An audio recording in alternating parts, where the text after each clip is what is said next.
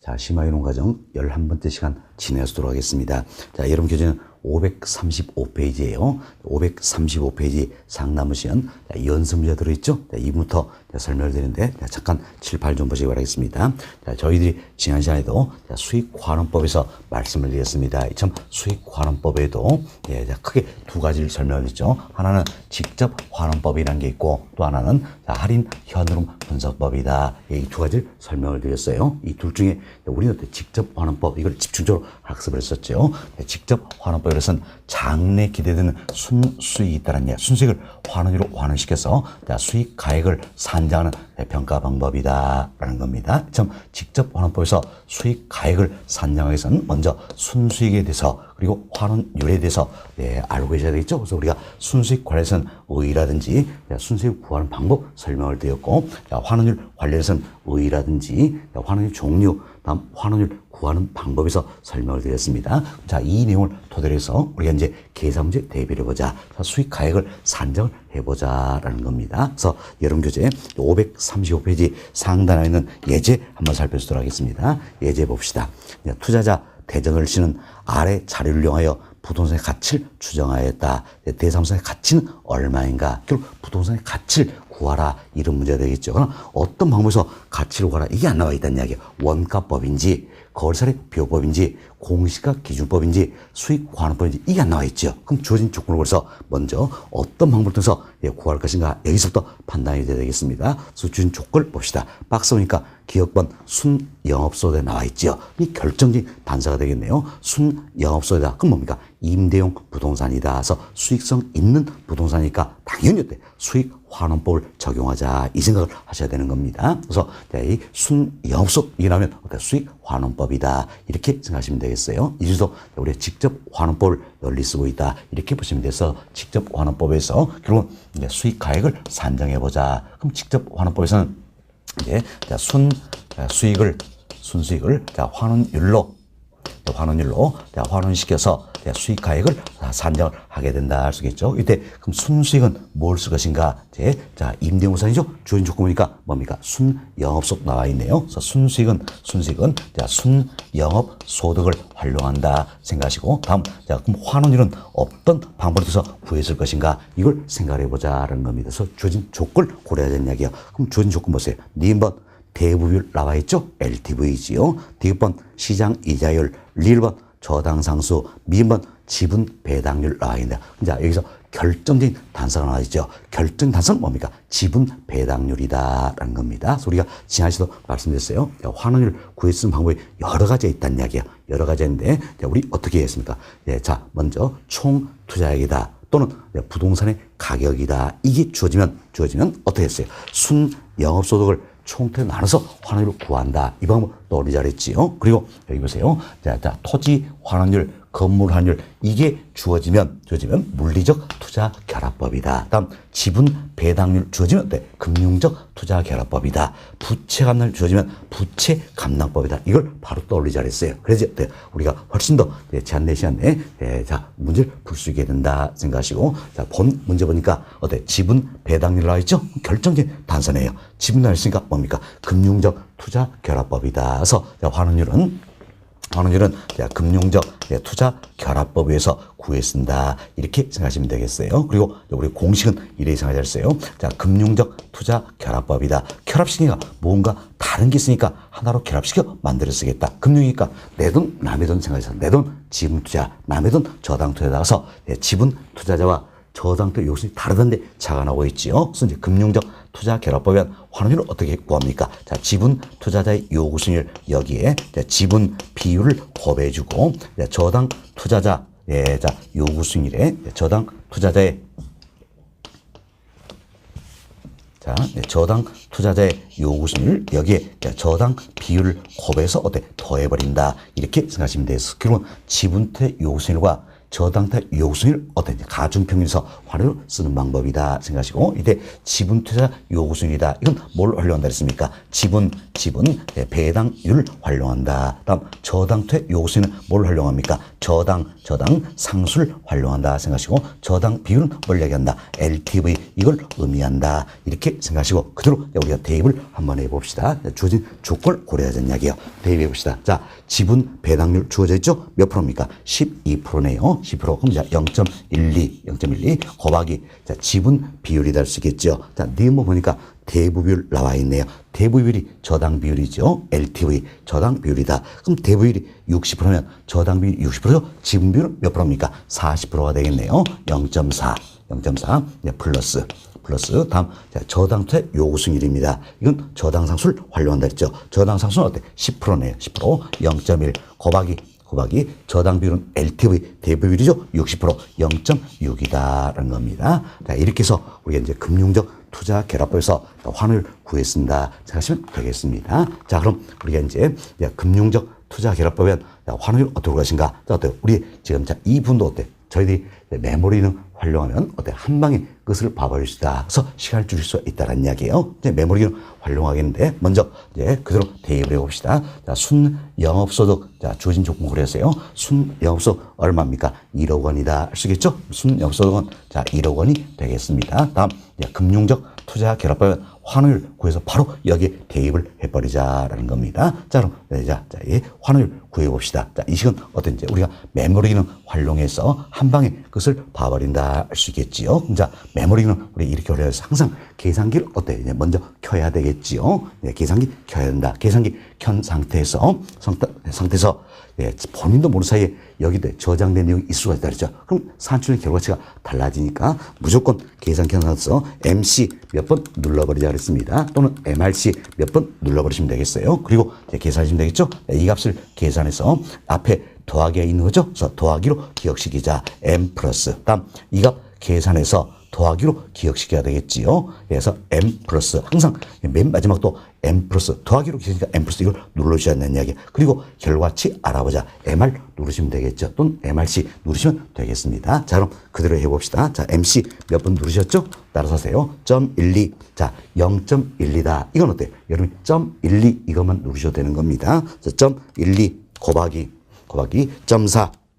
네, 그리고 M 플러스 누르셔야 되겠죠? 다음 0.1 곱하기 0.6. 자, M 플러스 누릅시다. 그리고 M을 눌러보세요. 그럼 자, 화면에 얼마 나옵니까? 0.108이다. 나오죠? 0.108이다. 자, 그럼 금융적 투자 결합법엔 자, 주어진 조건을 고렸을 때 금융적 투자 결합법엔 환원율 얼마입니까? 0.108이다. 이렇게 계산이 됐습니다. 자, 그럼 이거 계산하면 되겠지요? 네, 계산해 봅시다. 자, 1억 나누기 0.108 계산하면 얼마 나옵니까?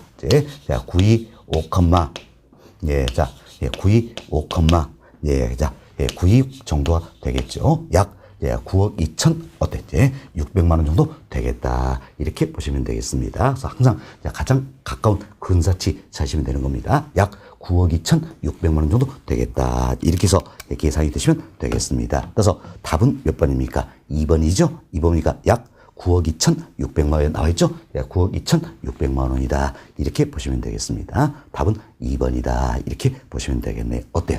요령만 익히면 그래도 어렵지 않게 푹신 그 같은 문제가 되겠습니다. 자, 다음 페이지로 넘어갑시다. 다음 페이지는 536페이지예요. 상단에 연습 문제 들어있죠? 하나 더 풀어볼 수 있도록 하겠습니다.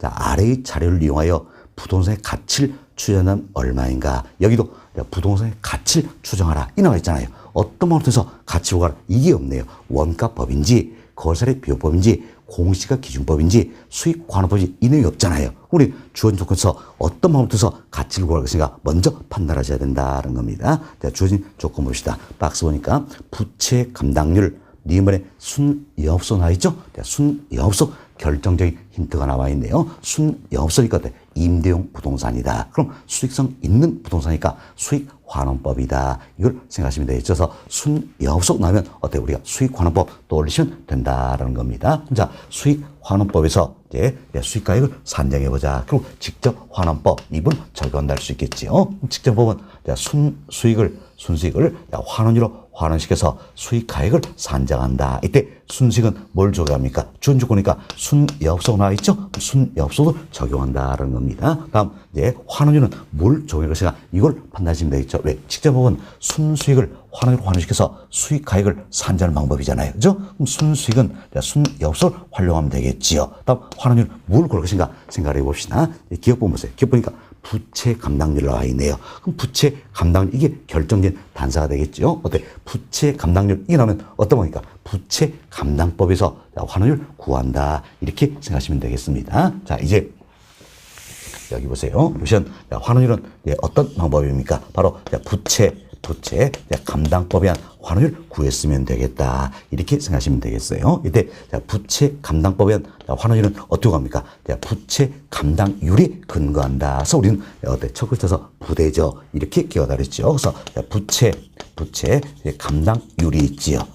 부채 감당률. 자, 부채 비율이 아니에요. 부채 감당률입니다. 부채 감당률 여기에 대부비율 LTV죠. 곱해주고 다음은 저당 상수를 곱해서 환을 쓰는 게 부채 감당법이다. 이렇게 생각하시면 되겠습니다. 그럼 바로 우리가 이제 대입을 한번 해봅시다. 자, 주어진 조건으로 하니까 순영업소득은 얼마입니까? 5,760만 원이 나와 있죠? 순영업소득은 5,760만 원이다. 이렇게 주어져 있습니다. 자, 이를 부채 감당법에 환원으로 환원시키면 되겠다. 자, 부채 감당법은 부채 감당률에 대부율 LTV 곱해주고 저당상수 곱해주면 된다 그랬습니다. 그럼 자, 부채 감당률 얼마입니까? 1점이 주어져 있죠? 1점이 곱하기 LTV 대부율이죠? 몇 프로입니까? 60%네요. 0.6이 되겠다. 곱하기 저당상수죠. 저당상 8%니까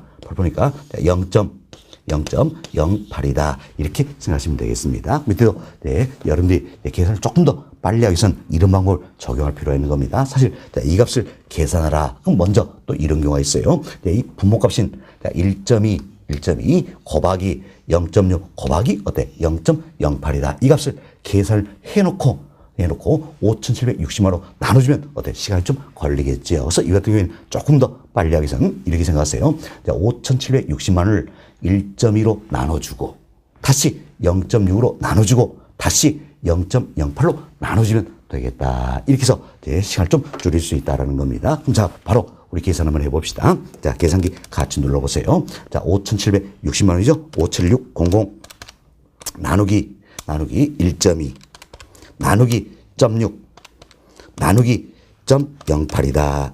계산해보세요. 얼마 나옵니까? 10억 나오죠? 10억에서 한 방에 이렇게 간단히 끝내버릴 수가 있더라는 겁니다. 그래서 주어진 조건을 고려했을 때 부동의 가치는 얼마가 됩니까? 10억이 되겠다. 이렇게 해서 계산하시면 되겠다라는 겁니다. 따라서 답은 몇 번입니까? 10억 2번이 되겠지요. 답은 2번이다. 이렇게 보시면 되겠어요. 그렇죠? 자, 수익 환원법에 의해서 우리가 수익가액을 산정한다. 특히 직접 환원법 많이 쓴다 그랬죠? 이는 순수익을 환원으로 환원시켜서 수익가액을 산정하는 방법이기 때문에 순수익은 순영업소득을 고려한다 생각하시고 환원율은 어떤 방법을 통해서 구할 것인가 이것만 찾아내면 쉽게 우리가 또 문제를 풀 수 있다. 이렇게 생각하시면 되겠습니다. 자, 이렇게 해서 저희들이 지난 시간에 순수익 환율에서 다 배웠죠? 이를 통해서 계산 문제도 대입을 좀 해드렸습니다. 다음 여름교재 536페이지 보세요. 536페이지는 양으로 본 환원 방법이다 나와 있죠. 환원 방법도 크게 두 가지가 있죠. 하나는 우리 설명드린 것처럼 직접 환원법이라는 게 있고 또 하나는 할인 현금 분석법이라는 게 있다. 이렇게 생각하시고 동그라미 1번 봅시다. 1번은 직접 환원법은 순수익을 적절한 환원으로 환원하여 대상물의 가액을 산정 방법을 말한다. 참 순수익을 적절한 환원으로 환원시킵니다. 그래서 수익가액 대상물 가액을 산정하는 방법을 말한다. 이렇게 생각하시면 되겠어요. 그래서 저희들이 지금 직접 환원법에서 많은 이야기를 해왔던 겁니다. 이렇게 보시면 되겠습니다. 됐습니다. 자, 이런 정도만 이해하시고요. 하단 보세요. 하단 보시면 편고라 1번 직접 환원법이다 나와 있죠. 장래 기대는 순수익을 환원시켜서 수익가액을 산정하는 것이다. 이렇게만 생각하시고 나머지는 생략토록 하겠습니다. 신경 쓸 필요 없다라는 거예요. 여기까지 우리가 다 할 수는 없는 겁니다. 이분까지 다 하기 위해서는 1년 내내 학교로만 공부해야 되는 겁니다. 그럼 학교 갈 수는 아니죠. 아니죠. 학교로만 1년 내에 공부만 돼서 이시험 합격합니까? 아니에요. 왜? 학교로 공부하면 민법 공부 안 되잖아요. 그죠? 그럼 민법은 또 꽈락이네요. 예, 그렇습니다. 그래서 이제 할 부분만 우리가 하자라는 이야기예요. 자, 너무 깊은 것까지 다 할 필요는 없다라는 겁니다. 왜? 우리는 100점이 목표가 아닙니다. 합격점을 받는 게 목표다. 합격하자. 여기에 목표가 있는 것이다. 생각하시면 되겠습니다. 그래서 평균 1번 직접 환원법이다. 이런 순수익을 환원시켜서 수익가액을 구하는 것이다. 이런 정도만 이해를 하자라는 겁니다. 됐습니다. 자, 그리고 우측에 537페이지 보세요. 여기서 연습 문제가 들어있죠. 이분도 조금 출제는 오래된 기출 문제예요. 그렇지만 또 우리가 한번 풀어보자라는 겁니다. 자, 주어진 조건만 고려합시다. A 부동산이 100% 임대될 경우 나와 있죠. 그럼 자, 100% 임대될 경우 예를 들어서 A 부동산은 임대용 부동산이다 알 수 있겠죠? 그럼 어때? 임대용 부동산이니까 수익관원법에서 수익가액 산정한다. 이 생각하시면 되겠습니다. 자, 자, 100% 임대될 경우 연간 예상 총소득이 5천만 원이고 운영 경비가 유효 총소득의 35%를 차지한 경우 평균 공시를 감안한 A 부동산의 수익가액은 얼마인가? 자, 이 문제는 수익가액 얼마인가? 수익가액 구하라. 이렇게 또 나와 있는데 그럼 수익환원법이다 생각하시고 수익환원법에서 수익가액을 산정하는데 우리가 많이 하는 건 뭡니까? 직접환원법이다 생각하시면 되죠? 그럼 직접환원법에서는 순수익을 환원시켜서 수익가액을 산정한다 생각하시고 이때 임대용 부동산이니까 순수익은 뭘 활용합니까? 순수익은 순영업소득이다 이렇게 생각하시면 되겠습니다. 초년도 순영업소득이다 생각하시고 다음 환원율은 뭘 적용할 것인가 한번 살펴봅시다. 단수형 보세요. 단 인근지역의 평균 공실률은 5%이고 환원율은 10% 한다. 어때? 환원율 10% 어때? 주어졌잖아요. 주어졌으면 우리는 주어진 조건에서 뭐만 구하면 되겠어요? 순영업소득만 구하면 돼요. 사실 이 문제는 순영업소득 안 주어져 있죠? 주어진 조건에서 순영업소득 구하라 이런 내용이에요. 그리고 환원율은 주어져 있다는 겁니다. 사실 우리 앞에서 풀었던 연습 문제 2개가 있었습니다. 2개는 모두 순영업소득은 주어진 상태에서 환원율 구해서 수익가액을 산정하는 문제였죠. 그렇지만 본 문제는 이제 환원율 주어지고 순영업소득 구해서 수익가액 산정하는 문제다 생각하시면 되겠습니다. 자, 그럼 우리가 이제 주어진 조건에서 순영업소득을 계산하면 되겠죠? 자, 순영업소득은 어떻게 합니까?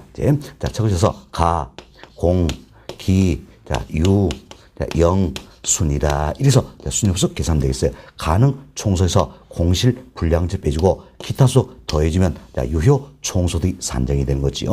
자, 영경을 빼주면 순영업소득이다 생각하시고 주어진 조건 그대로 활용합시다. 자, 다시 질문 한번 봅시다.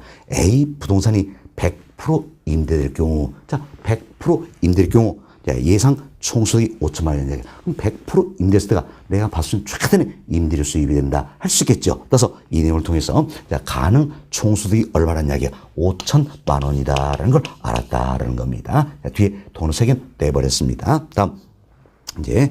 주어진 조건에서 단수형 보세요. 단수형 보니까 인근 지역의 평균 공실률 5%다 나와 있죠? 그럼 자, 어때? 가능 총소득의 5%가 공실률이 되겠죠? 공실이다. 자, 그럼 어때? 5천에 5%니까 얼마입니까? 250만 원이다. 알 수 있겠죠? 250만 원. 이걸 빼준다는 이야기예요. 그리고 주어진 조건으로 보니까 기타 소득은 없네요. 따라서 유효 총소득은 얼마 됩니까? 4,750만 원이 되겠다는 겁니다. 여기서 우리 이제 영업 경비를 계산합시다. 계산인데 주어진 조건 보니까 운영 경비 나와 있죠. 운영 경비가 결국 뭘 합니까? 영업 경비 이걸 의미한다. 그래서 유효 총소득의 35%라고 했습니다. 자, 그럼 먼저 우리가 이제 유효 총소득의 35% 계산하면 되겠죠? 계산해 봅시다. 47500 자 곱하기 0.35 하면 되겠죠? 얼마입니까? 16625가 나오네요. 16625 000이 되겠죠. 뒤에 돈을 생각 뺐습니다. 이걸 빼버리면 순영업소득이 산정이 된다는 겁니다. 계산하시면 얼마 나옵니까? 3030875다. 이렇게 보시면 되겠습니다. 이분도 여러분이 조금 더 숙달이 되면 시간을 또 줄일 수 있는 방법이 이런 방법이 있는 겁니다. 자, 유효 총소득의 35%가 어때? 운영경비, 영업경비다. 이렇게 나와있죠? 35%다. 그럼 이걸 빼준 값이 순영업소득이니까 결국 순영업소득은 유효 총소득의 몇 프로 되는 겁니까? 65%가 된다라는 이야기예요. 조금 수정이면 유효 총소득의 바로 65% 계산하면 순영업소득이 산정이 된다라는 겁니다. 이런 분도 우리가 숙달시키기 위해서 앞으로 때 계산 문제만 집중적으로 풀어가는 테마특강 과정이 개설이 될 겁니다. 그때 또 여러분께 설명을 드리도록 하겠습니다. 자, 여튼 우리는 이제 한 번 더 살펴봅시다. 자, 유효 총소득 4,750이죠? 예, 자, 여기 65% 계산하잖아요. 곱하기 0.65 하면 얼마입니까? 바로 나오죠? 3087호다. 바로 나온다. 이렇게 보시면 되겠습니다. 자, 그래서 우리는 이제 순영업소득 계산했죠? 얼마입니까? 3,087만 5천 원이다. 그대로 대입합시다. 순영업소득 3,087만 5천 원이다. 라는 겁니다. 자, 뒤에 동일선이 뗐습니다. 1, 환원율 몇 프로입니까? 10%, 0.1로 환원시키면 수익 가액을 산정할 수가 있다라는 겁니다. 자, 나누기, 자, 보세요. 3087로 나누기 점 하면 되겠죠? 예, 그럼 얼마 나옵니까? 자, 308, 750. 예, 자, 나온 동물의 3개 떼버렸습니다. 그리고 3억 875만 원이 되겠다. 이렇게 해서 올해 때 수익 가액을 산정했다라고 생각하시면 되겠습니다. 자, 따라서 답은 몇 번입니까? 1번이 되겠죠? 1번 보니까 308-750-005이다. 자, 308-750-005. 답은 1번이 된다. 이렇게 보시면 되겠어요. 어때요? 예, 조금만 연습하시면 우리가 풀어볼 수 있는 그 같은 유형의 문제다 생각을 하시고 이 연습을 좀 해보시기 바라겠습니다. 해보시고, 자, 다음은 네, 연습 문제 다 풀어드렸습니다. 하단에 보초서 나와있죠? 보실 필요 없습니다. 과감히 생략합니다. 다음 539페이지를 보세요. 539페이지 중간쯤에 편고라 2번. 자, 할인 현으로 분석법이다. 바로 이 내용이에요. 자, 할인 현으로 분석법이다. 어때요? 우리가 미래 현 흐름을 할인해서 수익 가액을 산정하는 방법이다. 이게 쓰면 되죠? 그래서 박스 보세요. 미래 현 흐름을 할인해서 수익 가액을 산정한다. 이런 정도만 이해하시고 나머지는 다 생략합니다. 생략하고 다음 540페이지 보세요. 540페이지에 연습 문제 들어있죠? 이 연습 문제는 할인 현흐름서법 1 이용해서 수익 가액을 산정하는 그 같은 문제가 되겠습니다. 과감히 포기합니다. 이건 제한된 시간에 풀 수 없는 유형의 문제예요. 그래서 과감히 포기한다 생각하시면 되겠습니다. 자, 이 같은 유형의 문제도 어때? 지난 29시까지 딱 한 번 22회 때 출제했던 겁니다. 틀리라고 내준 문제예요. 과감히 포기한다라고 생각하시고 우리만의 비법이 따라는 거죠. 뭡니까? 찍기. 과감히 찍어버리시면 되겠다. 이렇게 생각하시면 되겠습니다. 됐습니다. 자, 이렇게 해서 저희들이 이제 수익 환원법 관련해서도 특히 직접 환원법 중심으로서 순수익 환원율, 환원 방법 설명을 다 드렸습니다. 여기까지 말씀드리고 541페이지 보세요. 541페이지 보시면 양호리번 수익 환원법의 장단점이다 소개되고 있죠. 먼저 장점입니다. 자, 이 같은 수익 환원법은 어디에 적용한다 했습니까? 수익성 있는 부동산에 적용한다. 그래서 수익성 있는 부동산에는 널리 적용되는 게 바로 수익 환원법이다. 이렇게 생각하시면 되겠죠. 그래서 동그라미 1번 보세요. 자, 임대용 부동산, 기업용 부동산 등 수익성 부동산의 유용한 방법이다 알 수 있겠죠. 부동산법. 자, 부동산 시장이 안정되어 있고 투기 현상이 적은 곳에서는 효과적이다라는 겁니다. 왜 그렇습니까? 자, 시장이 안정되어 있고 투기 현상이 적다. 이때 순수익이나 환원율 파악하기가 아주 쉽다는 이야기예요. 쉽다. 그래서 효과적이다 할 수 있겠습니다. 반면 단점도 있죠. 주거용 부동산이다. 공공용 부동산 등 수익성 없는 부동산에는 적용하기가 곤란하다는 이야기요. 사실 수익환원법은 어디에 적용되는 건가? 수익성 있는 부동산에 적용이 된다는 이야기야. 그럼 수익성 없는 부동산은 적용하기가 곤란할 수 있겠죠? 그럼 수익성 없는 부동산이다. 대표로 주거용 부동산, 공공용 부동산 들어볼 수 있겠죠? 됐습니다. 이렇게 이해하시고 평균 3번 적용 대상입니다. 자, 임대용 부동산, 기업용 부동산 등 수익성 있는 부동산에 널리 적용된다 할 수 있겠죠? 이 이외에도 광업재단이라든지 업권, 영업권 등의 평가에도 적용이 되고 있다. 이렇게 보시면 되겠습니다. 자, 이렇게 해서 저희들이 이제 수익환원법 다 말씀드렸고, 다음은 2번 챕터 봅시다. 자, 2번 챕터는 수익 방식에 의해서 임대료 산정하는 수익 분석법 이와 관련된 내용이에요. 여기는 별표 3개만 해놓으시고 의 정도만 이해하셔도 되겠습니다. 우리 시험 최근에 어때?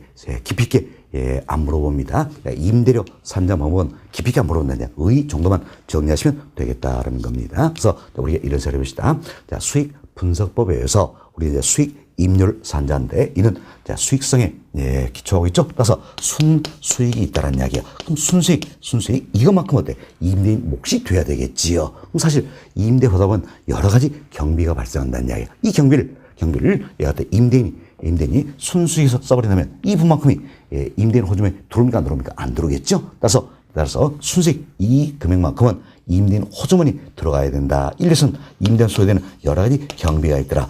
필요 재경비다 이야기하죠. 필요 재경비는 어떻습니까? 임차인부터 받아서 써야 되는 이야기예요. 그럼 보세요. 필요 재경비를 임차인부터 받아서 쓰면 순수익은 어떻습니까? 임대인 호주머니 들어가게 된다라는 겁니다. 따라서 필요 재경비는 임차인부터 받아서 쓰기 때문에 순수익의 필요 재경비를 더해 준다라는 이야기예요. 더해준다. 그래서 필요하면 결국 누가 부담합니까? 임차인이 부담한다. 임대료 포함되니까 당연히 더해준다. 그래서 순수익의 필요 재경비를 더해서 산정된 게 수익 임대료 줄였을 때 수익 임료가 되는 것이다. 이렇게 의 정도만 생각하시면 되겠어요. 그러니까 순수익의 필요 재경비를 더해서 수익 임료를 산정하게 된다. 이렇게 보시면 되겠습니다. 자, 그럼 여러분 교재해 봅시다.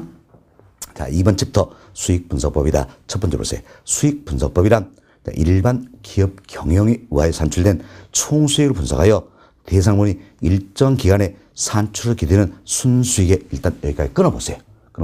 여기까지 결국 뭡니까? 총수익을 분석해서 뭘 구하는 겁니까? 순수익 이걸 구하는 거란 이야기야. 결국 순수익 여기에 대상 물건을 계속하여 임대하는데 필요한 경비 이게 뭡니까? 필요 재경비 있지요. 그래서 순수익 여기에 필요 재경비를 더하여 대상 물건의 임대료를 산정하는 감정평가 방법을 뭐랍니까? 수익 분석법이란다 생각하시고 이때 수익 분석법 여기에 따라 산정된 임대료를 수익 임대료 줄여서 수익 임료란다는 겁니다. 자, 이 같은 수익 분석법은 주로 기업용 부동산에 적용한다는 겁니다. 사실 우리의 의의를 설명했던 첫 번째 설명에서 일반 기업 경영에 의하여 이 표현이 들어있지요. 따라서 주로 어디 적용합니까? 기업용 부동산에 적용한다. 주거용 부산 아니란 이야기예요. 기업용 부동산에 적용한다. 이렇게 생각하시면 되겠습니다. 자, 그리고 박스를 보세요. 박스 보시면 이제 수익 분석법에서는 순수익의 필요 재경비를 더해주는 거죠.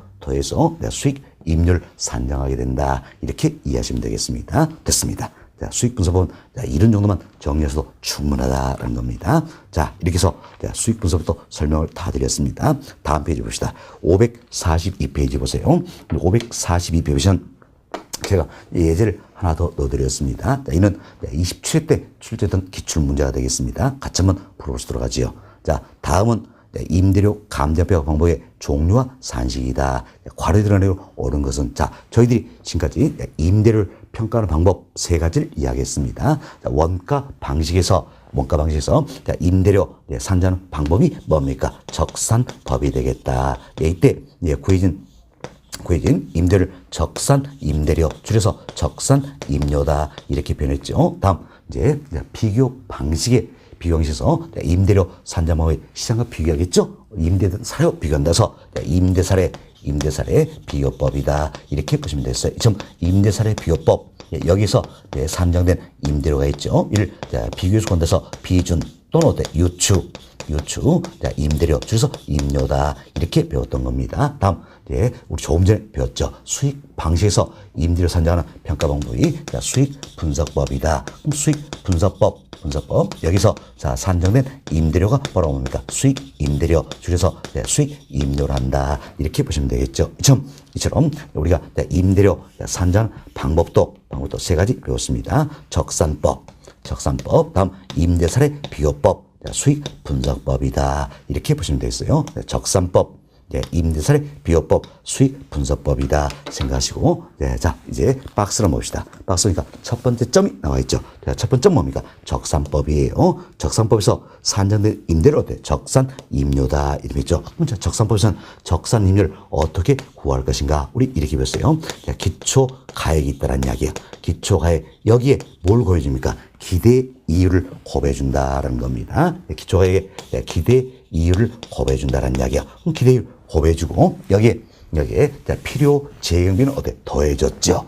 여기에 필요 재경비 이걸 더해서 더해서 적산 임대료를 산정하게 된다는 것을 여러분들이 이내부터 2분도 조금 조심하셔야 합니다. 자, 적산법에서 적산 임대료를 구하기 위해서는 기대 이율을 활용하는 겁니다. 기대이율 활용한다 해서 기대이율 곱해준다 그랬죠? 곱해도 그리고 필요하면 더해준다. 이걸 조심하자 그랬어요. 여튼 적산법에서 적산 임료를 산정하기 위해서 기대이율을 곱해주는 것이다. 그리고 수익환원법에서 수익 가액을 산정해서 환원율로 환원시키는 것이다. 알 수 있겠죠? 이때 적용된 건 기대이율이에요. 이때 적용된 건 뭡니까? 환원율이다. 이렇게 구분을 좀 해놓으시기 바라겠습니다. 자, 그럼 결국 이제 첫 번째 점, 괄호에 들어갈 말은 뭡니까? 기초가액에 기대이율을 곱해주고 필요하면 더해준다. 그래서 기억번 들어갈 말은 기대이율이다. 할 수 있겠죠? 기대이율이다. 그럼 기억번은 기대이율이니까 보기 1, 2, 3, 4, 5 이 중에 2번, 3번, 5번은 어떻습니까? 아웃이다. 답이 될 수가 없겠죠. 그럼 답이 될 수 있는 건 기대이율 라인은 1번과 4번이다. 이렇게 보시면 되겠어요. 1번, 4번이다. 그런데 자, 니은번입니다. 니은번이니까 얼른 보기 보세요. 1번, 4번 보니까 니은번은 비준 임료로 똑같잖아요. 더 이상 볼 필요 없겠죠. 디귿번 보시면 되겠어요. 디귿번 얼른 봅시다. 그럼 세 번째이 되겠죠. 디귿번은 수익 임료네요. 이처럼 수익 임료를 산정한 방법이 뭡니까? 수익 분석법이다. 할 수 있겠죠? 따라서 디귿번에 들어갈 건 수익 분석법이다라는 겁니다. 그래서 1번과 4번 중에 디귿번 수익 분석법이다. 답은 몇 번이 되겠습니까? 1번. 이렇게 빨리 우리가 찾으면 되겠다. 항상 박스 문제는 이것도 우리가 비법으로 문제 빨리 풀어보시는 게 중요한 방법이다. 이렇게 생각이 됩니다. 됐습니다. 답은 몇 번입니까? 1번이다. 보시고, 다음, 또 조금 더 구체로 살펴봅시다. 자, 두 번째 보세요. 두 번째 보니까 임대사례 비교법이다. 그렇죠? 임대사례 비교법. 여기서 구해진 임료가 뭡니까? 비준 또는 유추 임료가 된다. 그래서 니은에 들어갈 말은 비준 또는 유추 임료다. 알 수 있겠죠? 여하튼, 비준 임료, 유추 임료는 어떻게 구하는 겁니까? 선택된 사례의 임료가 있다는 이야기예요. 그럼 사례 임료, 사례 임료가 있죠. 사례의 임료가 있다. 여기 어떻습니까? 사시지개라 했죠? 사정, 보정치, 시점, 수정치, 지역요인, 비교치, 개별요인, 비교치 등등의 치를 반영한다. 이래서 우리가 임료를 산정이 된다. 산정 임료가 바로 비준 또는 유추 임료가 된다. 할 수 있겠죠? 이분도 어때요? 우리가 사, 시, 지, 개 이렇게 해서 기억을 잘했어요. 사심이 먹고 나면 찌개 나온다. 기억나시죠? 사시지개 이렇게 생각하시면 되겠습니다. 그래서 두 번째 보세요. 임대사례비교법이다. 이때 산정된 임대를 뭐랍니까? 비준 또는 유추 임료란다. 그리고 임대사례 임대료가 있다. 사례 임료가 있죠? 여기에 사정, 보정치, 시점, 수정치, 지역률 비교치, 개별 비교치를 반영한다. 이렇게 보시면 되겠습니다. 그래서 니은은 비준 임료가 되는 것이다. 생각하시고 디귿번 보세요. 디귿번은 수익 분석법에 의해서 산정 임료가 수익 임료다 할 수 있겠죠. 수익 임료는 어떻게 합니까?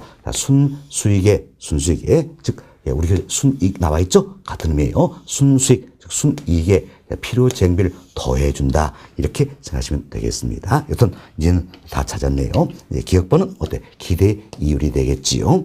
니은은 비준 또는 유추 임료가 된다. 디귿번은 수익 분석법이 된다. 여튼 답은 몇 번입니까? 1번이다. 이렇게 보시면 되겠어요. 지금 우리가 답을 빨리 찾는 방법도 설명을 드렸고 지금은 우리가 이제 하나씩 원리 이해하는 이런 과정이기 때문에 또 세부적으로 설명도 한 번 더 드렸습니다. 이렇게 반복습이 필요하다 생각됩니다. 자, 이렇게 해서 우리 교재 4절 수익 방식도 다 맞춰드렸습니다. 다 맞춰드리고 다음은 5절로 넘어갑니다. 5절 여러분 교재 543페이지예요.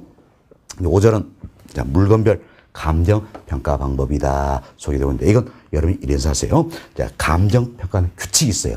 감정평가에 관한 규칙이 있다. 처음 감정평가에 관한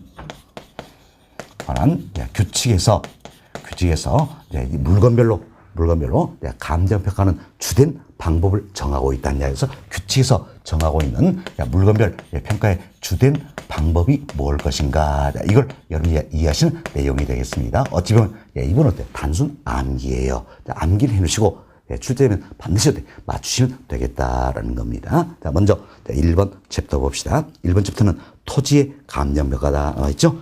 자, 1번 챕터는 토지입니다. 1번 챕터 토지 옆에다가 별표 2개 해놓으세요. 자, 별표 2개 해놓으시기 바라겠습니다. 그래서 이제 토지의 감정평가다. 이때 주된 방법은 뭡니까? 공시가 기준법이에요. 토지는 공시가 기준법이다라는 겁니다. 그래서 양호 1번 공시가 기준법 나와있죠? 세 번째 끝부분 보세요. 보시면 토지를 감정평가할 때는 공시가 기준법을 적용해야 한다는 겁니다. 지금 토지의 주된 평가 방법은 뭡니까? 공시가 기준법이다. 그래서 이분도 이미 우리가 학습 다 했죠. 공시가 기준법에서 토지의 가액을 산정하고자 한다. 이때 순서를 기억하자 했습니다. 가장 먼저 할 일이 뭡니까? 바로 비교, 표준지를 어때? 선정하는 것이다. 그런 겁니다. 다음 단계는 어때? 시점 수정이죠. 사실, 표준지 공시가 이걸 비교하기 때문에 사정 보정은 할 필요 있어요? 없죠? 다음 단계는 시점 수정이다라는 겁니다. 다음 단계는 뭡니까? 지역 요인 비교. 다음 단계는 개별 요인 비교. 다음 단계는 그 밖의 요인의 보정이다. 이것은 절차를 거쳐서 토지의 가액을 산정하게 된다. 이 순서도 기억 잘했습니다. 그래서 이 내용이 그 다음 쯤에 나와 있는 내용이에요. 봅시다. 공시적 기준법에 따라 토지를 감정평가할 때 다음 순서에 따라야 한다. 그래서 평을 1번 가장 먼저 할 일이 뭡니까? 비교 편지를 선정하는 것이다. 이때 비교 편지를 선정하더라도 어디서 선정하는 겁니까? 인근 지역이다. 다만 인근 지역에 적절한 편지가 없는 경우는 어딥니까? 동일 수권 안에 있는 유사지에서 선정할 수 있다. 이렇게 우리가 배웠던 내용입니다. 이게 동일 1번, 2번에 나와 있네요. 읽어보시면 되겠습니다. 다음 두 번째 게 뭡니까? 시점 수정이다라는 이야기야. 이때 시점 수정하는 원칙과 예외 기억하 잘했죠. 시점 수정하는 원칙은 뭡니까? 국토교통부장관이 조사 발표하는 지가 변동을 적용하는 거예요. 그러나 예외적으로 지가 변동 적용할 시 적절치 아니하다는 이야기예요. 이때는 뭡니까? 한국은행이죠. 통계청 아니에요. 한국은행이 조사 발표하는 생산자 물가 상승을 적용한다. 이렇게 보시면서 원칙과 예외를 이해하자라는 겁니다. 그래서 첫 번째 중간쯤 보세요. 국토교통부장관이 조사 발표한 그할 줄 중간쯤 지가 변동률 적용한다. 이게 원칙이죠. 우리 동그란 2번 보세요. 지가 변동률 적용하는 것이 적절하지 아니한 경우에는 그 아래 줄 한국은행이 조사 발표하는 그 부분 생산자 물가 상승을 적용한다. 이게 예외다서 원칙과 예외를 잘 가자. 그래서 공시적 기준법에서 시점 수정하는 원칙은 뭡니까? 국토교통부장관이 조사 발표하는 지가 변동을 적용하는 것이요. 예외적으로 뭡니까? 지가 변동 적용이 적절하지 않다는 이야기예요. 일단 한국은행이 조사 발표하는 생산자 물가 상승을 적용한다. 이렇게 생각하시면 되겠습니다. 그리고 3단계가 평가로 3번 지역 요인 비교죠. 4단계는 평가로 4번 개별 요인 비교다. 5단계는 평가로 5번 그 밖의 요인의 보정이다. 이 같은 절차에 따라서 토지의 가액을 산정하게 된다. 이렇게 이해하시면 되겠습니다. 다음 페이지 봅시다.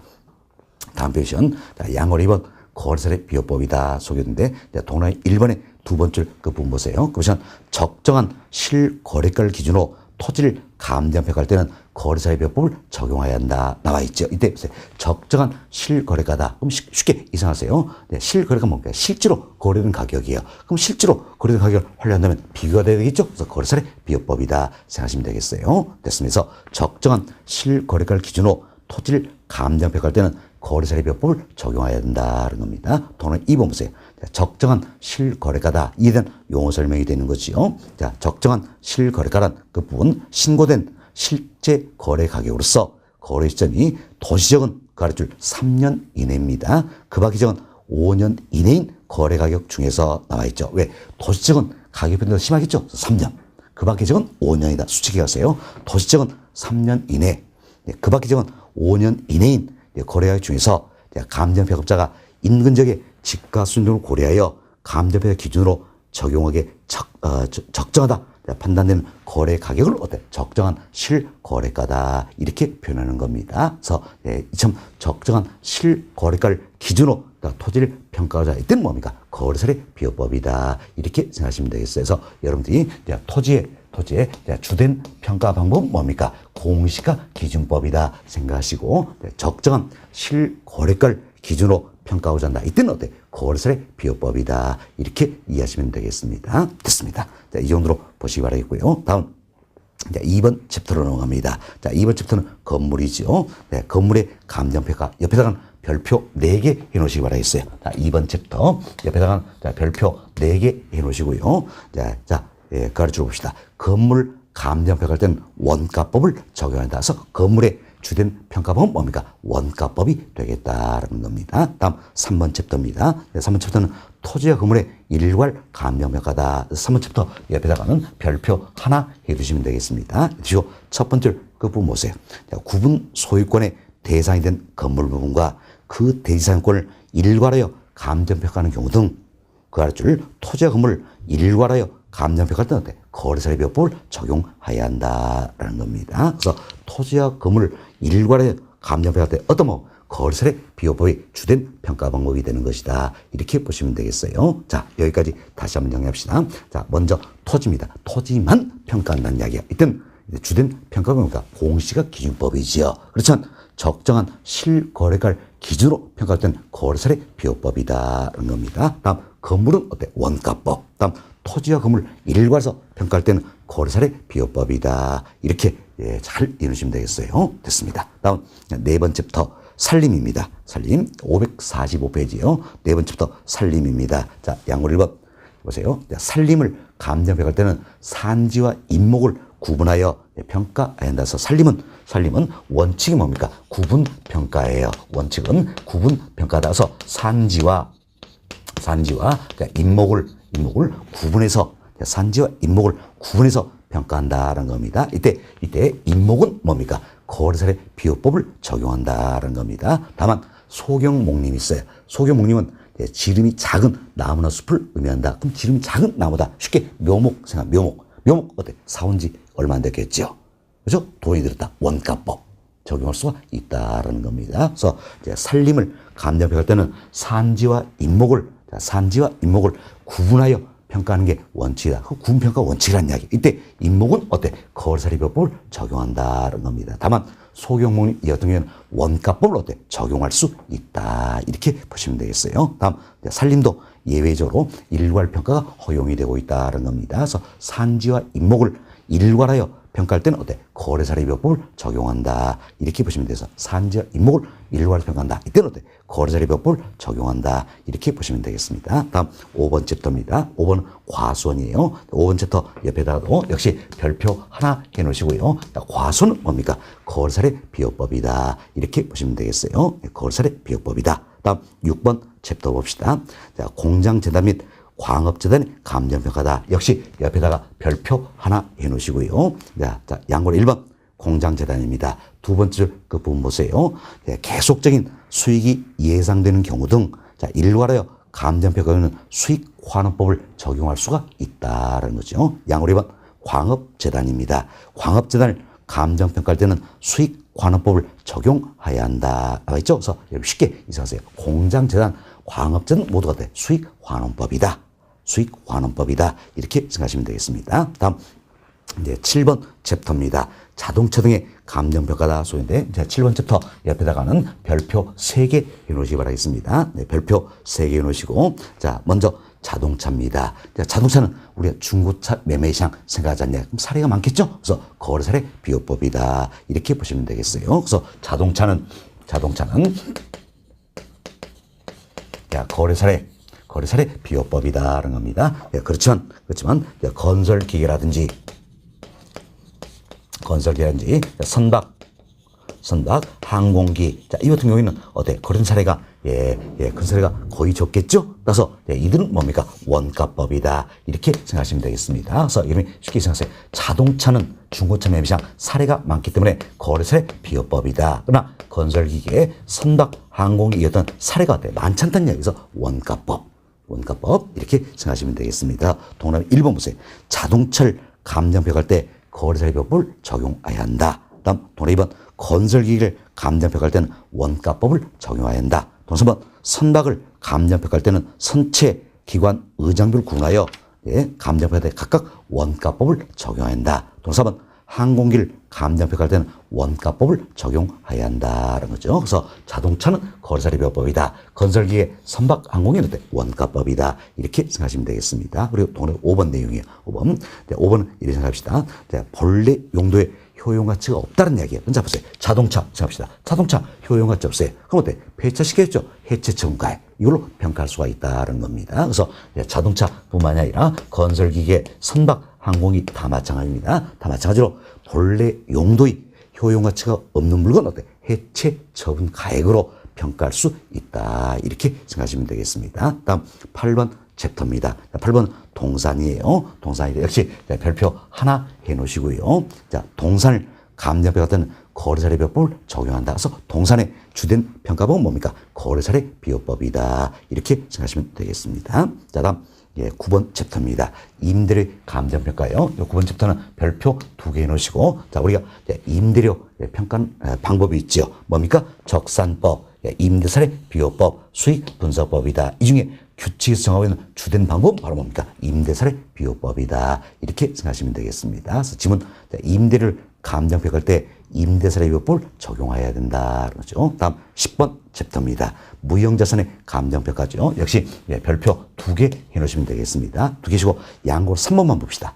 양골 3번 보시면 자, 영업권, 특허권, 실용신앙권, 디자인권, 상표권, 저작권, 전용특선, 이용권, 그 밖에 무형자산을 감정평가할 때 어때? 수익환원법을 적용해야 한다. 수익환원법에서 특히 영업권이라든지 특허권, 저작권 이 세 가지를 잘 생각합시다. 자, 영업권, 특허권, 저작권 이들은 다 뭡니까? 수익환원법이다. 이렇게 보시면 되겠어요. 자, 그리고 하단 내려봅시다. 내려보시면 12번 챕터가 되겠습니다. 12번 챕터 보시죠. 소음으로 인한 대상원의 가치 하락에 대한 감정평가다 소개되고 있는데 첫 번째 보세요. 소음, 진동, 일조 침해 또는 환경 오염 등으로 그 가치를 중간쯤 대상의 가치가 하락한 경우라는 이야기예요. 이때 가치 하락분을 평가하고자 한다는 겁니다. 이때는 소음 등이 발생하기 전이지요. 소음 등이 발생하기 전에 대상원의 가액 및 원상 회복 비용 등을 고려해야 한다. 어때? 참 가치 하락분에서 평가할 때는 원상 회복 비용 고려해야 됩니까? 안 됩니까? 해야 된다. 원상 회복 비용 등을 고려해야 한다. 이만 여기서는 이해가 되시면 되겠습니다. 자, 이렇게 해서 저희들이 이제 감정평가 규칙이죠. 규칙에서 물건별로 규정하고 있는 주된 평가 방법에서 말씀을 드렸습니다. 그리고 간략하게 어떻게 보면 암기상이라 했죠. 그래서 이해를 하시면서 외워놓으시면 틀림없이 맞출 수 있는 부분이다. 이렇게 생각이 됩니다. 자, 548페이지를 보세요. 자, 28회 때 출제했던 예제가 들어있죠? 이 예제 통해서 한 번 더 살펴드립니다. 자, 감정평가 규칙상 평가 대상의 주된 평가 방법으로 틀린 것은, 자, 동그라미 1번 봅시다. 건설기계입니다. 거래사례비교법 잘못되어 있죠? 벌써 답 나왔네요. 이제 우리가 이런 이야기 듣죠. 자동차는 중고차 매매시장 사례가 많다는 이야기예요. 자동차는 뭡니까? 거래사례 비교법이다. 그렇지만 건설기계, 선박, 항공기 이들은 사례가 거의 없다 그랬죠? 그래서 이들은 어떤 뭡니까? 원가법이다. 이렇게 생각하시면 되겠어요. 그래서 보기 1번에 건설기계죠? 건설기계가 뭡니까? 원가법이 주된 평가 방법이 된다. 지문에 거래사례비교법 잘못되어 있죠? 원가법이 주된 평가 방법이 되는 것이다. 이렇게 보시면 되겠습니다. 자, 다음 2번 보세요. 저작권 기여자였죠? 그래서 우리가 이걸 기여했어요. 자, 영업권, 특허권, 저작권 이 같은 경우는 어때? 수익환원법이죠? 2번 맞는 표현이 되겠네요. 3번 건물만 평가한다. 원가법이지요. 4번 임대료의 주된 평가법은 뭡니까? 임대사례 비교법이다. 설명됐죠? 맞는 표현이네요. 5번 광업재단이다. 광업재는 뭡니까? 수익환원법이었죠. 그래서 맞는 표현이다 할 수 있겠습니다. 자, 틀리면 찾기니까 답은 몇 번입니까? 1번. 1번 이렇게 보시면 되겠습니다. 자, 답은 1번이다라는 겁니다. 자, 이렇게 해서 저희들이 이제 5절 자, 물건별 감정 평가 방법이다. 자, 이분도 다 말씀을 드렸습니다. 말씀드렸고 다음은 이제 6절입니다. 6절은 감정 평가의 절차다 소개되고 있는데 먼저 1번 챕터입니다. 자, 1번 챕터 보시면 이제 감정 평가의 절차다 나와 있죠. 자, 이 부분은 여러분들이 별표 3개 해 놓으시면 되겠습니다. 자, 이 부분은 1번 챕터 옆에다가 별표 3개 해 놓으시고 이 내용 뭡니까? 감정 평가는 규칙이 있죠. 규칙에서 정하고 있는 평가의 절차가 되겠다. 이렇게 생각하시면 되겠습니다. 그래서 첫 번째로 보세요. 감정평가업자는 다음의 순서에 따라 감정평가해야 한다. 이렇게 규칙이 정하고 있다는 이야기예요. 다만 예외가 있죠. 합리적이고 능률적인 감정평가를 위하여 필요할 때는 순서를 조절할 수도 있다. 이게 이제 예외된 내용이에요. 그래서 규칙에서는 원칙을 정해놓고 경우에 따라서는 여기다 순서를 조정할 수도 있다. 이렇게 예외 규정을 두고 있다 생각하시면 되겠습니다. 그럼 가장 먼저 할 일이 뭡니까? 바로 기본적 상의 확정이다라는 겁니다. 다음은 처리 계획의 수립이다. 그리고 대상 물건의 확인이 되겠죠. 다음 자료를 수집하고 정리하는 것이다. 다음 자료를 수집하고 정리했으니까 자료를 검토를 해야 되겠지요. 가치 형성이 분석한다라는. 다음 평가 방법, 감정 평가 방법을 선정하고 적용한다라는 겁니다. 그리고 감정 평가액을 결정하고 표시한다. 이렇게 생각하시면 되겠습니다. 그래서 이 부분도 우리가 이렇게 기억을 한번 해보자는 이야기예요. 자, 첫 번째 자 동그라미 치겠습니다. 기본적 상의 확정이다. 여기 기 동그라미 치세요.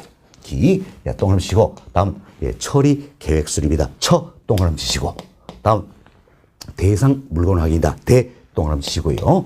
다음 자료 수집 및 정리. 자 동그라미 치시고, 자료 검토 및 가치 형성 요인의 분석이다. 자 동그라미 치고, 다음은 감정 평가 방법의 선정 및 적용이 될 때 평 여기에 동그라미 치세요. 다음 감정 평가의 결정 및 표시다. 여기도 평 여기에 동그라미 쳐주세요. 동그라미 쳐주시고, 이걸 제가 이제 살짝 말을 이렇게 바꿨습니다. 바꾼데 자 보세요. 지금 우리 동그라미 쳐놓고 있죠. 이걸 말로써 만들었습니다. 이렇게 생각하세요. 기초를 다지자. 어떻게?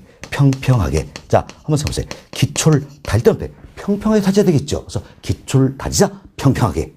이렇게 생각하시고 순서를 기억하시면 되겠습니다. 기본적 상의 확정이다. 초는 처리 계획의 수립이다. 알죠? 다음은 뭡니까? 대상 물건의 확인. 지는 뭡니까? 자료 수집 정리. 다음 자는 뭡니까? 자료 검토. 다음 평은 감정평가부의 선정 및 적용이다. 평 뭡니까? 감정평가 결정 및 표시다. 이렇게 생각하시면서 우리 시험은 이와 같은 문제가 나오더라도 박스에 이와 같은 내용을 넣어준다는 이야기예요. 넣어주고 순서를 옳게 날려서 이걸 묻는 겁니다. 따라서 우리가 이제 첫 글자 따가지고 기초를 다지자 평평하게 이렇게 생각하시면 크게 문제가 없다는 겁니다. 또 원칙은 뭡니까? 기초를 다지자 평평하게다. 이 순서대로 평가를 해야 된다는 이야기예요. 다만 합리적이고 능률적인 평가를 해서 필요한 때 순서를 조정할 수도 있다. 이렇게 생각하시면 되겠습니다. 이 정도로 순서 이해하시고 다음 페이지 봅시다. 다음 페이지는 양으로 1번 1단계가 되겠죠. 자, 1단계는 기본적 상의 확정이다라는 겁니다. 이때 기본적 상의 확정에서는 첫 번째 보세요. 자, 감정평가업자는 감정평가를 의뢰받을 때는 의뢰인과 협의해서 다음의 상을 결국 의뢰인과 협의해서 확정할 상들이 있더라는 이야기. 이게 기본적 상의 확정이다라는 겁니다. 이처럼 의뢰인과 협의하여 결정한 절차를 기본적 상의 확정이란다는 겁니다. 그래서 박스 보세요. 박스 먼저 의뢰인이 누구인지, 님은 대상 물건이 무엇인지, 감정평가 목적은 무엇인지, 기준 시점, 감정평가 조건, 기준 가치, 다음 관련 제목에 대한 자문 또는 용어에 관한 사항, 수수료 및 실비에 관한 사항, 이와 같은 것들을 의뢰인과 협의하여 결정해야 된다. 이 절차를 기본적 상의 확정이다. 이렇게 생각하시면 되겠습니다. 자, 그리고 박스 아래 동그라미 1, 2번 몇 가지 용어 정리해드렸습니다. 동그라미 1번 보세요. 기준 시점이다. 이미 우리가 다 배웠죠. 자, 기준점은 감정평가액을 결정하는데 기준 날짜를 말한다. 항상 우리는 기준 현재 가치를 구하고자 한다. 이렇게 설명을 드렸죠. 그럼 기준점을 언제라고 생각? 대상 물건의 가격 조사를 완료한 날짜란다는 겁니다. 지금 가격 조사를 완료한 날짜, 이게 원칙이죠. 그러나 여기도 예외가 있더라는 거예요. 다만 기준점을 미리 정할 때는 그 날짜에 가격 조사 때 가능한 경우에만 기준적으로 할 수 있다. 이게 이제 예외된 내용이죠. 기준을 미리 정했어요. 정했는데 그 날짜에 가격 조사가 가능하다는 이야기예요. 그럼 미리 정한 그 날짜를 기준으로 할 수가 있다는 이야기예요. 그러면 가격 조사가 곤란하면 기준점을 할 수 있어요, 없어요? 없다 생각하시고, 이분도 우리 여러 차례지만 우리 시험 굉장히 출제가 높은 부분이에요. 원칙과 예외를 잘 기하잖아. 원칙은 뭡니까? 가격 조사를 완료한 날짜란다. 그렇지만 예외가 있죠. 기준점을 미리 정했을 때는 그 날짜에 가격 조사 때 가능한 경우에만 기준점으로 할 수 있다는 겁니다. 동의번 기준 가치라는 게 있어요. 이는 감정평가의 기준이 되는 가치를 말한다는 겁니다. 동사번 감정평가업자는 필요한 경우 관련 전문가에 대한 자문을 거쳐 감정평가할 수 있다라는 겁니다. 이렇게 이해하시면 되겠습니다. 자, 이선 1단계 기본적 상의 확정이다. 몇 가지 말씀드렸고요. 다음 양으로 2번 2단계죠. 처리계획의 수립이다. 다음 양으로 3번 3단계입니다. 대상 물건의 확인이다라는 거죠. 동안에 1번 보세요. 1번은 자, 감정평가할 때는 실지조사를 하여 대상물을 확인을 해야 한다는 겁니다. 그래서 대상물의 확인이다. 원칙은 뭡니까? 실지조사예요. 실조사. 예, 그러나 여기도 예외가 있다는 겁니다. 동안에 2번 첫 번째 끝부분 보세요. 실지조사를 하지 아니하고도 객관적이고 신뢰성 자료를 충분히 확보할 수 있는 경우에는 실지조사를 하지 아니할 수 있다. 이게 예외죠. 그래서 여러분이 생각하세요. 대상 물건의 확인이다. 원칙은 뭡니까? 실지조사예요. 그러나 예외가 있다. 이렇게만 생각하시면 되겠어요. 그래서 반드시 실지조사를 한다. 이는 어때? X 잘못된 지문이다. 원칙은 실지조사면 예외가 있다. 이렇게 생각하시면 되겠습니다. 다음 양호 4번 네 번 단계죠. 자료 수집 및 정리다.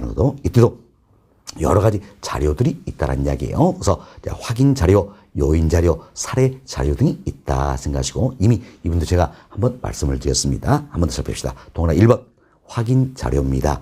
확인 자료는 부동산의 물적 확인 및 권리 확인에 필요한 자료를 말한다. 좀 물적 확인 위해서는 토지 대장도 필요하겠지요.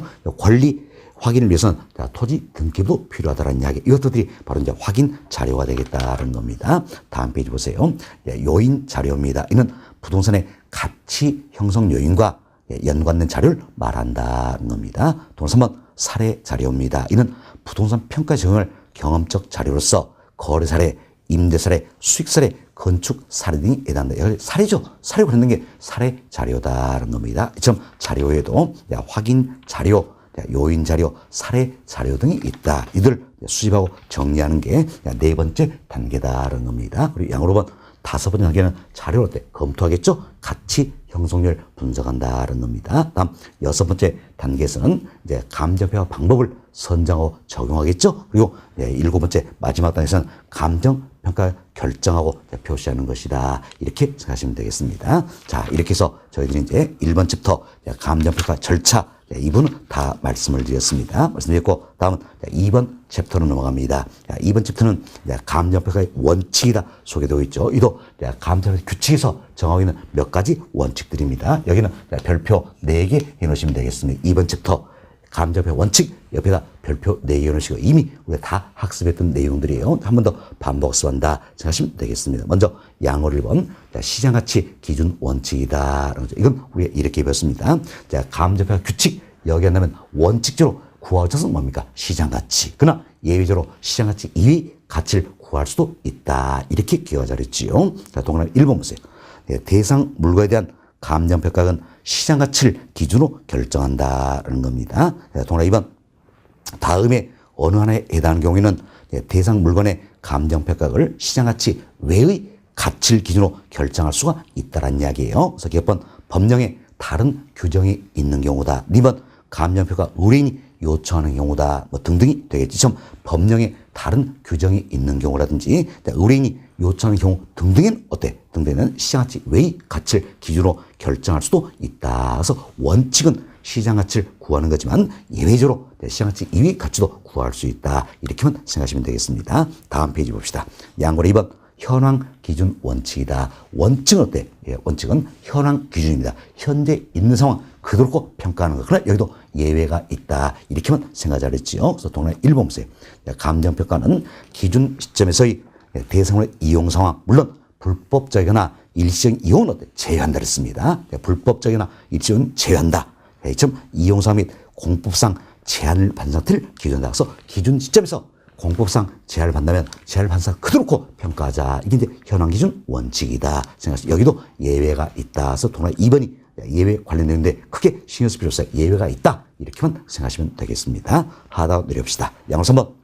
개별 물건 기준 원칙 나와있는데 이건 어때? 감정평가 규칙에서 규정 대원칙은 뭡니까? 개별 평가죠. 그러나 예외적으로 일괄 평가, 구분 평가, 부분 평가도 허용이 되고 있다. 이 내용도 우리가 이미 학습했던 부분입니다. 그래서 동그라미 1번 보세요. 감정평가는 대상 물건마다 개별로 해야 한다. 이게 대원칙이죠. 그래서 개별 평가가 대원칙이다라는 겁니다. 그러나 예외적으로 동그라미 2번 둘 이상의 대상물이 일체로 거래되거나 대상물 상환의 용상 불가분의 관계는 경우는 일괄하여 감정 평가할 수 있다. 이걸 우리 뭐라고 했습니까? 일괄 평가다 이렇게 배웠던 거지요. 동그라미 3번 하나의 대상 물건에도 가치를 달리하는 부분 이걸 어때? 구분하여 감정 평가할 수 있다. 이걸 어때? 구분 평가다 이렇게 배웠던 겁니다. 다음 페이지 봅시다. 동그라미 4번 일체로 이용되기는 대상물 일부에 대하여 감정 평가할 특수한 목적이나 합리적 이유가 있는 경우에는 그 부분에 대하여 감정 평가할 수 있다. 이걸 어때? 부분 평가다 이렇게 배웠지요. 그래서 이제 규칙이 한다면 원칙은 개별 평가지만 예외적으로 일괄 평가, 구분 평가, 부분 평가도 허용이 되고 있다. 이렇게 생각하시면 되겠습니다. 자, 이렇게 해서 규칙에서 정하고 있는 원칙 몇 가지를 말씀을 드렸습니다. 먼저 시장가치 기준 원칙이 있었죠. 다음 현황 기준 원칙이다. 개별 물건 기준 원칙 등이다. 할 수 있겠죠? 한 번 더. 시장가치 기준 원칙이 있었죠. 다음 현황 기준 원칙입니다. 다음 개별 물건 기준 원칙 등이 있다. 이렇게 생각하시면 되겠어요. 시장가치 기준 원칙, 현황 기준 원칙, 개별 물건 기준 원칙 등이 있다. 이렇게만 이해하시면 되겠습니다. 자, 그리고 다음은 이제 553번째 챕터입니다. 감정평가서 작성이다 소개되고 있는데, 자, 동그라미 1번 보세요. 감정평가자의 명칭, 동그라미 2번 의뢰인의 성명 또는 명칭, 3번 대상 물건, 5번 감정평가 목적, 6번 기준 시점, 조사 기간 및 감정평가서 작성일, 10번 감정평가액, 11번 감정평가액의 산출 근거 및 결정 의견, 12번 전문가의 자문을 거쳐 감정평가 그 자문된 내용, 뭐 이와 같은 것들이 평가서에 포함이 돼야 된다. 이렇게 간략히만 이분은 이해하셔도 될 내용이 되겠습니다. 됐습니다. 자, 여기까지 말씀드리고 다음 553페이지 예제 한번 살펴봅시다. 예제 27대 출제된 기출문제가 되겠습니다. 자, 감정평가 규칙에서 규정된 감정평가 절차에 해당하지 않는 것은 규칙에서는 원칙으로 7단계죠. 기초를 다지자 평평하게 이걸 생각하시면 되겠습니다. 그래서 동그라미 1번 감정평가 의뢰다. 이런 절차는 없는 거죠. 답은 몇 번입니까? 1번이 되겠습니다. 2번이니까 처리계획 수립이다. 자, 2단계 여기에 해당된 내용이죠. 다음 3번 대상 물건의 확인이다. 이는 어때? 3단계 여기에 해당된 내용이겠네요. 다음 4번 감정 평가 방법의 선정 및 적용이다 라는 겁니다. 자, 이건 6단계 해당이 되겠지요. 다음 감정평가 결정 및 표시다라는 거죠. 자, 이건 7단계가 되겠다라는 겁니다. 그래서 2번부터 5번까지 모두 규칙상은 절차에 해당이 된다라는 거죠. 그래서 답은 몇 번입니까? 1번이다. 자, 이런 문제도 어때요? 우리 어때? 원칙적으로 기초를 다지자 평평하게 이것만 이해하신다면 충분히 다 풀 수 있는 문제가 되겠다. 여튼 답은 1번이 되겠습니다. 1번. 자, 그리고 다음 페이지로 넘어갑시다. 554페이지예요. 여기선 마무리 키워드 정리다 나와 있죠. 자, 2분을 우리가 다 설명드리니까 2분 읽어보시면서 그동안 학습의 내용을 한 번 더 정리해 보시기 바라겠습니다.